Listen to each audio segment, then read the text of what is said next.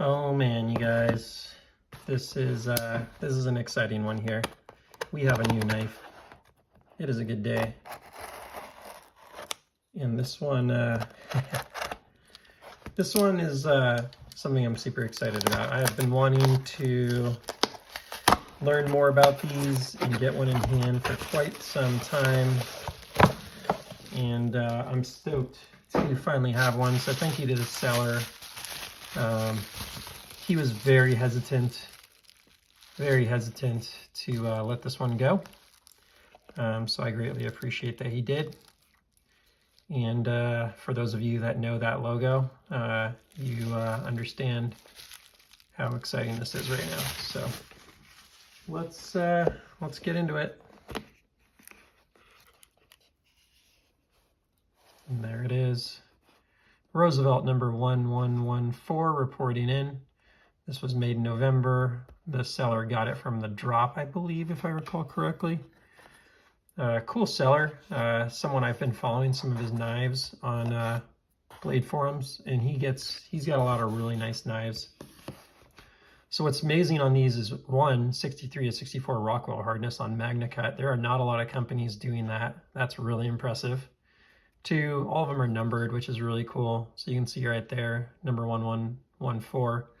This radial milling pattern is very popular. I'd say this particular one is probably number 2 behind the Silver Surfer, which is like they call it a golf handle or putter handle or something like that. And it's like really shiny. That's a really popular one. You know what's shocking immediately is how light this is. I did not expect that. I had heard that it was only 3 ounces, but I don't think I had put 2 and 2 together, you guys. Like, you see videos on this, and this is the weirdest thing. The brown FSD looks like a smaller knife than it is. And the Oz Roosevelt, or also known as the Rosie, looks like a much bigger knife than it is. Oh my gosh, I see why people love this knife for EDC. That is shockingly light. Look, I'm probably beating a dead horse here for some of you that have already done, watched a lot of YouTube content on this knife, but I gotta show you this. Because it's kind of shocking.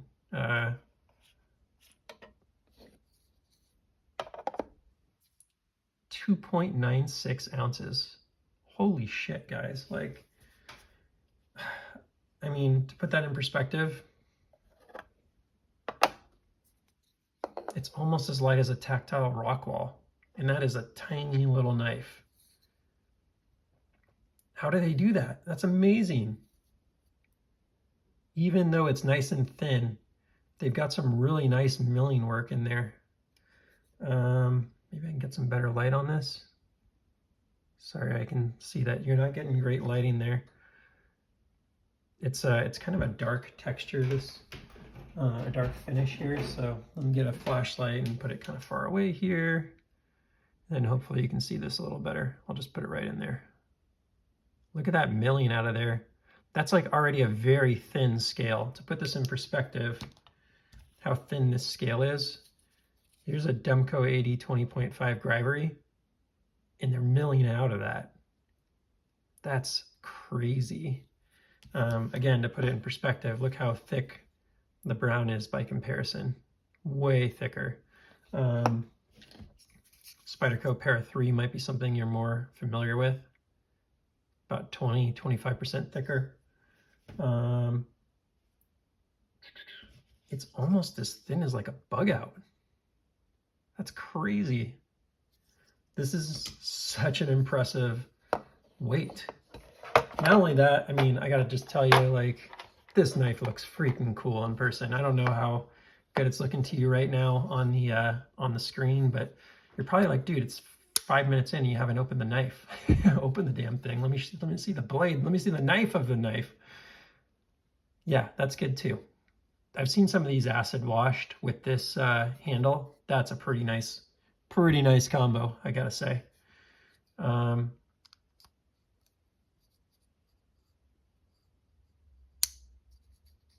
Yeah, this one's pretty new still. Oh man, that is some action. I thought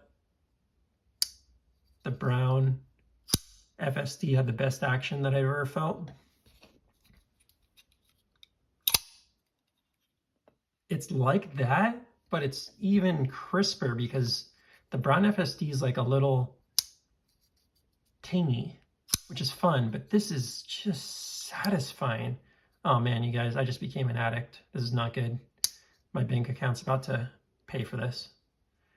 Is this something that you can, so you can thumb flick it out too. Let me get this brown out of here before I freaking, at least 3 times I've bumped knives into each other on this channel. It's not fun. Not happy when that happens.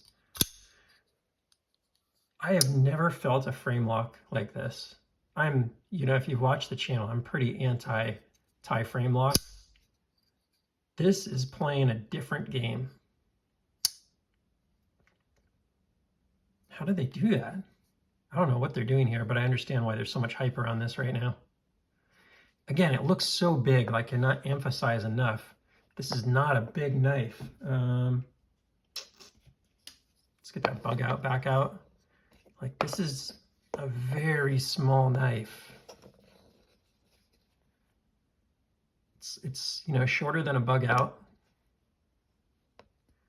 So if we put them back to back here, look how much shorter that is than a bug out. It's actually like almost as short as a bug out mini. Not quite. It's like right in between. So it's kind of perfect because I feel like, the bug out's pretty darn good. The bug out's not too big or anything like that. That's crazy. Look how much shorter that is. Let me see what the feel is like in hand on this thing. Oh, it's so good. What the hell? So you really do use the choil on this knife, which I love. They do a phenomenal job here because the choil of the blade is also represented in the frame. So there's 2 cool things about that. One, your strongest finger, your pointer finger, maybe your middle finger is stronger, but the one that you're really probably putting the most pressure on with generally is your pointer finger, or at least it's the one that, you know, is most manipulated. It's not going on the frame lock, which is nice. You know, that's definitely one of the drawbacks of frame lock. So to have that really on the scale and on the blade is really nice. And you're not messing with the lock when you're doing that. So, oh man, that feels really good. This is really good. Oh man, my poor bank account. Interest rates are really good right now too, which sucks. I got like 3.75 on one of my accounts. You probably have more. Feel free to throw in the comments your favorite bank account right now and what kind of rates you're getting on that. It's crazy. You're making, like, I was doing my math, and my knife collection right now is costing me like $100 a month in interest. I'm like, ugh, that's kind of concerning. That's not an exact figure, you know, give or take $50 or $100. So I'm being very vague on the number because I don't want you to actually know how much money I have in my knife collection. Whew. Oh man, so now I'm a Demko fan, a Brown fan, and an Oz Roosevelt fan. And there's a lot of others too. I got a Koenig in the mail right now. And I'm pretty into the Evo. I'm pretty into the Evo too. But not so much as like, I appreciate the Evo more emotionally than as like an EDC. This is a problem. This is about to be a fucking problem. I do not fall in love with knives this much on the channel too often. Brown FSD, Demko. Holy shit. I can see why this guy really didn't want to sell it. He's like, dude, I gotta sell it to fund something else, but I do not want to sell it. How much of a so you can frame lock yourself. That was one of the things I was wondering, is some people say you can't frame lock yourself too much with this, but you can a little bit. I can feel it there. So it's not the best for the thumb rollout. Like, you have to be pretty careful where you put your finger. But as long as you're off of the frame there, if you're like back here, it rolls out super smoothly. If you're on that frame, it'll come out, but it's got a pop. So just like every other frame lock. Dude, if they did this as like an inset frame lock somehow, this knife would be unbeatable. Like, that's literally the only thing I don't like about it. What a great knife. I'm gonna go thank the seller. I owe him a favor for selling this to me. Or that he owes me an apology for the financial issue that he just created for me. I'm not sure which one. I want to just emphasize, I'm not good at deploying knives with my left hand. So, you know, second try there, I was able to deploy it lefty. I think this would make a pretty damn good lefty knife. You know, you have to come across the frame lock in kind of an awkward way. This is not great for it. And actually, it does not have a reversible pocket clip, does it? But, you know, if you can get past that. Oh, man, that is fun. It's one of those ones that, like, I saw and I was kind of like, that's pretty cool. It's just weird. In the pictures, it looks so big. It's a much more impressive knife because it's not big, which is very rare for me. Like, I'm normally more impressed with big knives for some reason. Look at that versus the CJRB Pyrite. Look at it versus a, and I'm going all small here for a reason.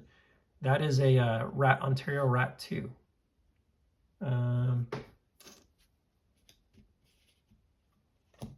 Demco 80-20.5, much bigger than all of these. Spyderco Para 3. Again, bigger. It is just really impressive how small it is. I cannot quite express it. Actually, the only thing I'm not a huge fan of, I don't know if that pocket clip, I don't have the right pants on to test it right now. Can I test it? Maybe on my belt. No, I can't. So I can do it on my shirt or something. Pocket clip feels a little strong. So if you don't know these super well, you can order these in like Damascus or Zircotai type pocket clips. They got a lot of variety on these. They, you know, kind of sell them 10 at a time, and then I think you get to order your specifics if you win the lottery, which is cool. With the brown knives, one of the big frustrations for people is the lottery system. So to have a system, or I'm sorry, the lack of lottery system. So if you win a brown knife, it's because you clicked fast enough to get through checkout.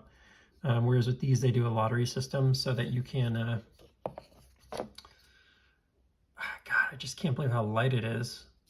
I mean, to put it in perspective, if you're not familiar, I gotta bring the scale back out. I don't think I've ever brought the scale out twice on a video. Usually I get it out, I do some weigh-ins, and then it's over. But this is just kind of shocking to me. To put it in perspective, let's see. Boom. And let's switch the units. 3.5 ounces on a Spyderco Para 3. Again, 2.96 ounces. CJRB Pyrite in metal, 3.7 ounces. Demco 80-20.5 in Grivery with steel liners, 3.5 ounces. This thing is tight. It is in shape. I'm trying to think of another good knife to compare it to. This is the right knife to compare it to. My boy Thunderlight's favorite. 2.87 ounces. And very similar in size, actually. I think the Wee Banter is a little too small, like a little too short. And this is just a tad bit longer. I know that's blasphemous, Thunderlight. This is just a little longer. And I like it. That's where it should be. Oh man, that's awesome and a problem, because now you're gonna see like a few more of those showing up, and these are not cheap. If you get these on the secondary, which I get most of my knives on the secondary, you pay badly. Let's get it out with the actual blade out as well.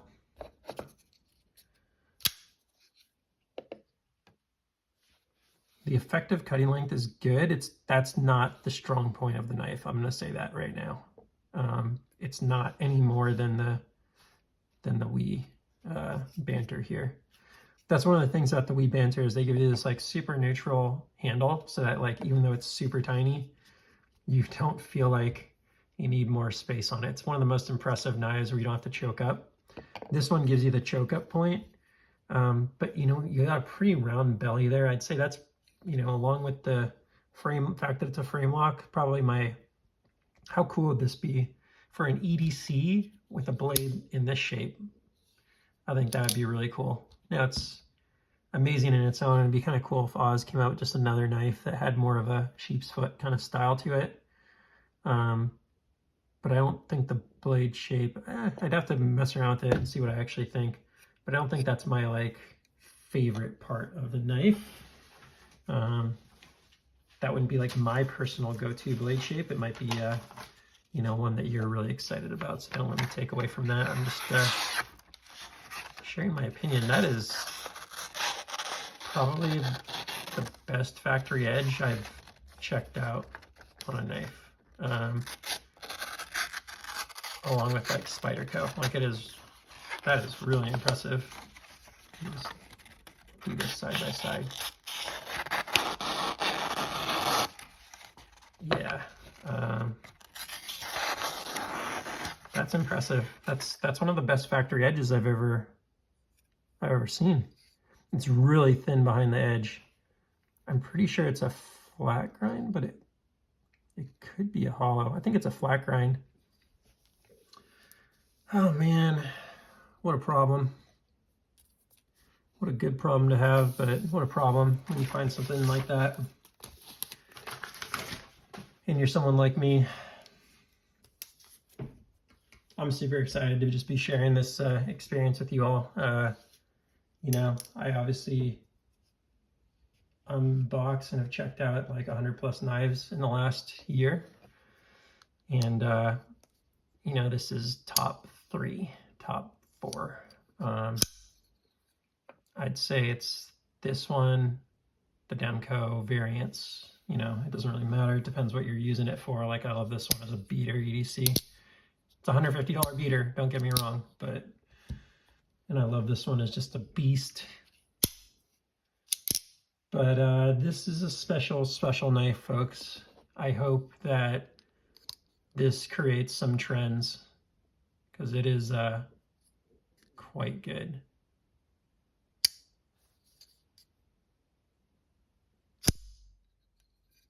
Let's give you a little audio here.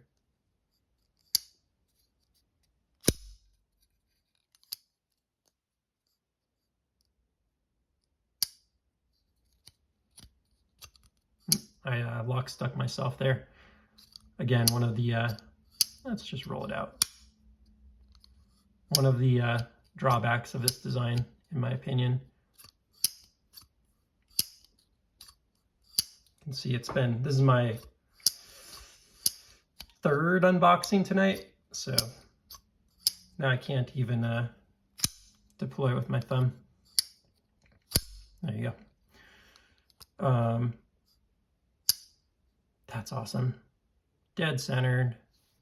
Really love this handle way more than I thought. Actually, this was not like, I liked it, but it wasn't like the #1 I was going for.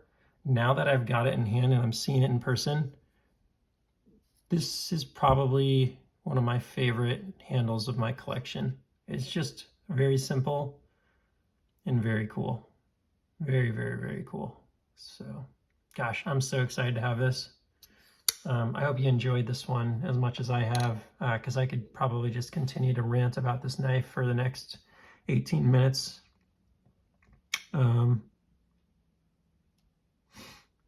Yeah, plus it's Magnacut and 63 or 64 Rockwell hardness. There's so much good here. It's a really, really exciting one. So I want to get this one in the, it's called the putter handle Silver Surfer. The whole thing's kind of shiny, sort of a theme like this, but with like a golf handle pattern on it. And that really fits into, you know, one of my favorite styles like this. I got a lot of knives that look kind of like this. Titanium textured with like a satin or a bead blasted or a stone washed finished blade. So if someone's seeing this and selling one, please take me into consideration as a suitor for your for the new home for your knife. I would love to give it a good new home, but that gets me that much more excited to go pursue that one now because this is really cool. So that's all for now. I'm again really feeling good about this one, aside from the tie frame lock and what was the other thing I said? the blade shape not being necessarily like my favorite. It's not bad though. It's totally functional and, you know, a better blade shape than most, to be honest, but it's not my like #1 blade shape personally. This is just really good. Really, really good. Very, like no hot spot. Just a really cool handle. They did a really nice job. Something very intentionally put together here. All right, we'll call it at that. I appreciate you. Please like, subscribe, comment. Let me know what I didn't, let me know what I missed about this beautiful knife. And I will see you on the next one. Take care.